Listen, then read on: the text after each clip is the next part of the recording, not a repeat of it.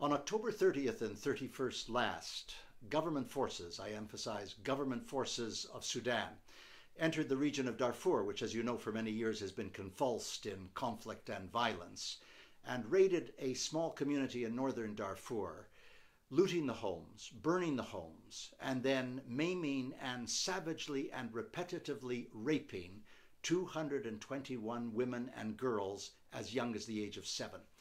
This has all been documented unanswerably by a remarkable report released just a couple of days ago by Human Rights Watch, that magnificent international human rights organization.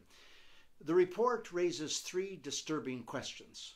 First, the joint force of the United Nations and the African Union, which is in Darfur, called UNAMID, conducted its own investigation on November the 9th and emerged with a statement which said that there was no evidence of the mass atrocity of rape in Darfur. What the statement didn't say was that the interviews which were conducted with the citizens of the town were conducted in the presence of government security agents, so that obviously everybody was intimidated into silence. Frankly, the force commander should be fired on the spot. And if the headquarters in New York have not taken action, it says something to you about the problems of peacekeeping operations and headquarters generally. Second, the African Union, which is part of this hybrid force, has said nothing, not a peep. Third, the president of Sudan, Omar El-Bashir, who orchestrated the rapes, a fellow, by the way, with whom I have met a couple of times, a fouler human being you could not meet, El-Bashir has been indicted for war crimes and crimes against humanity by the International Criminal Court. He travels with ease through many African countries, but many of those countries have themselves ratified the International Criminal Court statute, and they are obliged to turn him over to the court, and they don't. You have to ask yourself, what in God's name is the problem with these African presidents? And to close off this commentary, I want to refer to another episode of sexual violence as part of the theme.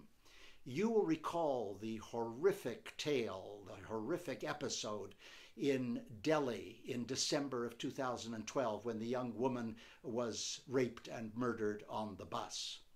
Just about 2 months later, on February the 2nd, 2013, a young 17-year-old girl named Annie Boyson was raped, murdered, and disemboweled in a small community in the Western Cape in South Africa.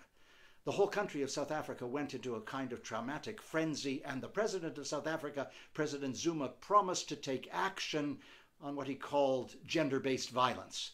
Nothing happened for 2 years. Then, believe it or not, around 10 days or so ago, on exactly the same date, February the 2nd, 2015, in the same community, a 5-year-old girl was raped and murdered. President Zuma will undoubtedly make reference in his State of the Nation address to the episode, but you can be sure that his words won't be worth the paper they're uttered from. All of this has been set out by an excellent NGO in South Africa called Sonke Gender Justice, which hopes for a change. But frankly, patriarchy is the most poisonous phenomenon on the planet. That was last week. I'm Stephen Lewis.